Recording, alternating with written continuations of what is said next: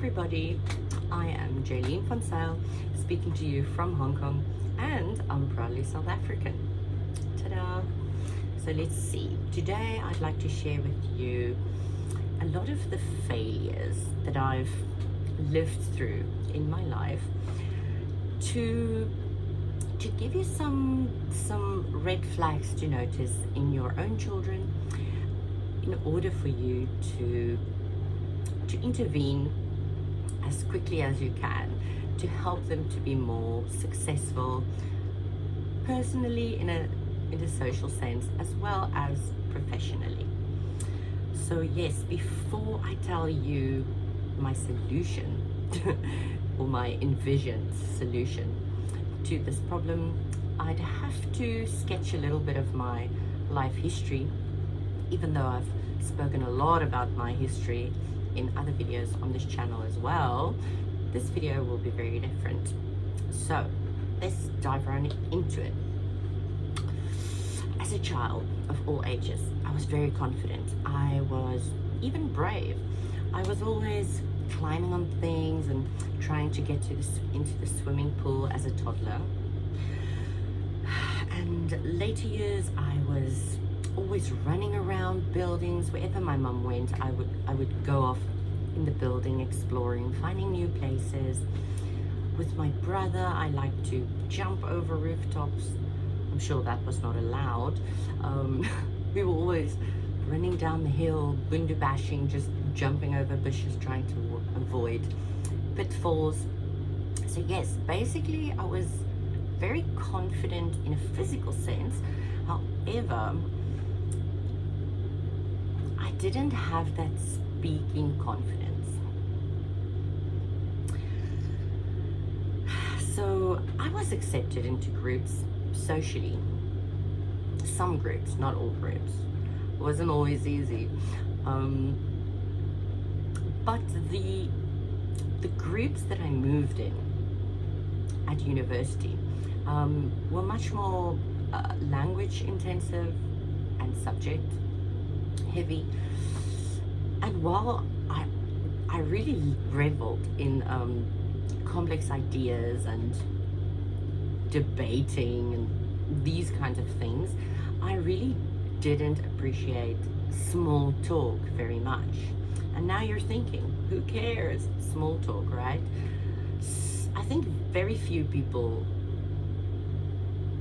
understand the importance of small talk. And this to me this wisdom has come in hindsight, being an English teacher now for 5.5 years. So let me explain to you what I mean by not appreciating small talk. Well, yeah, I often alienated people, like new acquaintances in relaxed settings, by wanting to talk about intense subjects such as math or asking things like, well, what do you do? And I think it came from a pure place, but I don't think it came off as that. I was just, the more serious life became, the more I wanted to time manage and really just have meaningful connections with people and also functional connections. But I went about it the wrong way. Who knew? Another thing I did was I wasn't very good at setting boundaries personally or professionally.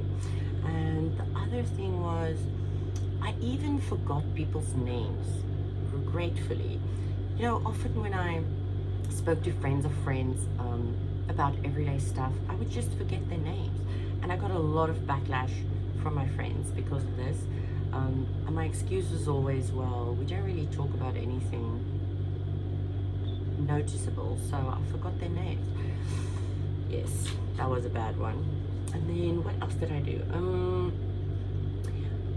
Even though I was surrounded by many people most of the time, and I often had a lot of friends around me, even good friends, regardless, I felt alienated. I have a suspicion many people feel like this.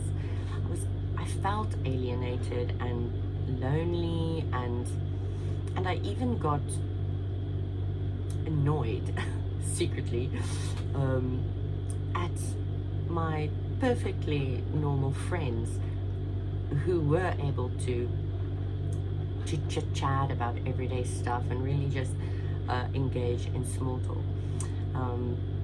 And then another thing, example of all my failures, at university I was in a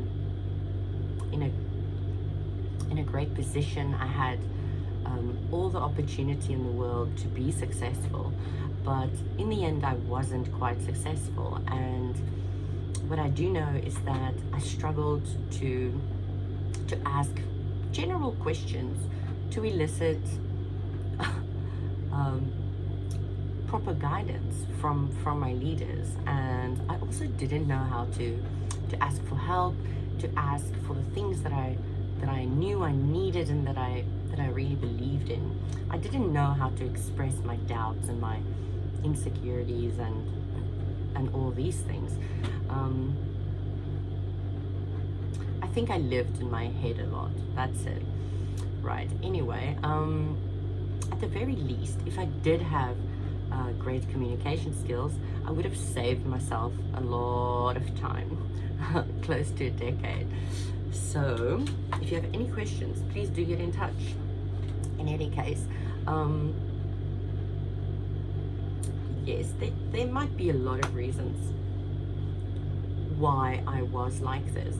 And if you feel that you don't like or you don't appreciate small talk, or if you notice that your children don't express their thoughts at home easily or not creatively, or they don't really just show off their speaking abilities with you at home, I think that would be a notification for you to get involved, to try and practice your speaking abilities and theirs. I think that's what I was like as a child as well. In any case, there are many reasons why you might be like this. It might be that you're an introvert, or by the way, I thought I was an introvert for the longest time, and my friends will not accept this, but I do accept that there's definitely introverts. I see it in my students. Anyway, it could be an introvert. Maybe you're tired, maybe you've moved towns, so you're yet to establish a very strong emotional connection with the people in town, and so your speaking fluency is not quite comparable to the local people's. Whatever the reason, if you do relate to anything that I've said, I do think it's very important to start practicing as a family your communication skills. Now, there's a lot of ways that you can do that. You could join book clubs, you could talk about books at home, you could have Bible study, you could have progressive sports, get into that, talk about what's happening. There are so many options. Although I did participate in many community groups as a child, and even though I was motivated, I always enjoyed speaking about concepts that I didn't always fully enjoy. I was a bit of an abstract thinker. Even though the motivation was there when I went, I wasn't always motivated.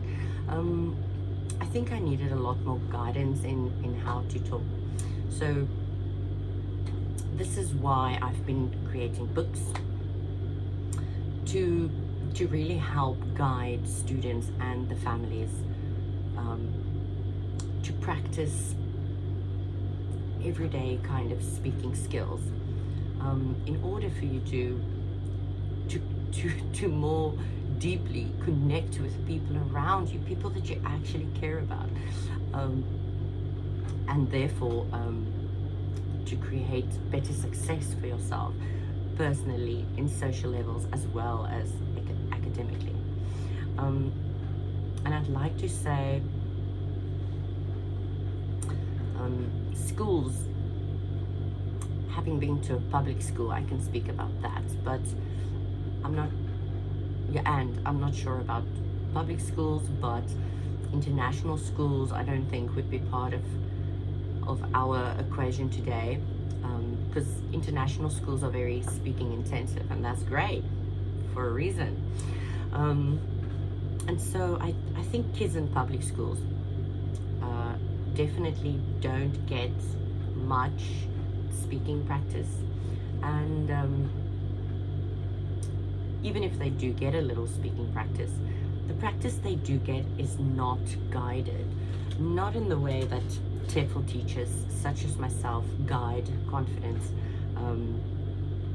guide speaking, everyday speaking practices in order to slowly but surely build the speaking confidence in students, and understanding why they do it, kind of thing, and like to start enjoying it and get creative with it.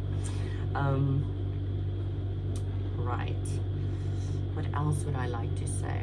Yes, the books that I'm proposing as an envisioned solution to this problem, they will teach you the how of the communication, and of course you can transfer these skills to other activities at home, such as speaking about movies you're watching, life events, school, the food, whatever you're doing, or whatever topics you're interested in. You could transfer the skills to that. And I should say that the books are English based, so I do believe there's two benefits to these books. The first one, it's the communication skills, and the second is, of course, the improved English that you'll practice, which I think is a great skill to always improve in these globalizing times. What else? Yes, the books at the moment, the available books at the moment are for the younger kids, because I do believe starting as soon as possible is what is best, because there's no quick fix to speaking confidence. It's something you build up over time. I've had a lot of speaking practice in my life, but it was this understanding and this fluency that I really needed in creating small talk with people in every context, in every situation, all the time, that I lacked. I kind of lost track of what I was saying now. Let's see, do I need to say anything else? Yes, I think these books will be extremely beneficial for any family that doesn't have the means to attend extracurricular groups or classes. And additionally, I actually think it would benefit most students who go to public schools, as they're not getting a lot of speaking practice. Anything else? Yes, I would be ever so glad to read stories that anybody out there has to share with us, or any questions or any requests. You could have questions about the teaching style, you could have requests about topics that the books can be based on. So I'll post a link to my website that displays the currently available books, and you could also access the books directly from the website. So I'll do that, and I hope I've said everything, and I hope the video has been helpful, and I will not keep you any longer. Thanks for listening, and all the best to you and your family. Bye bye.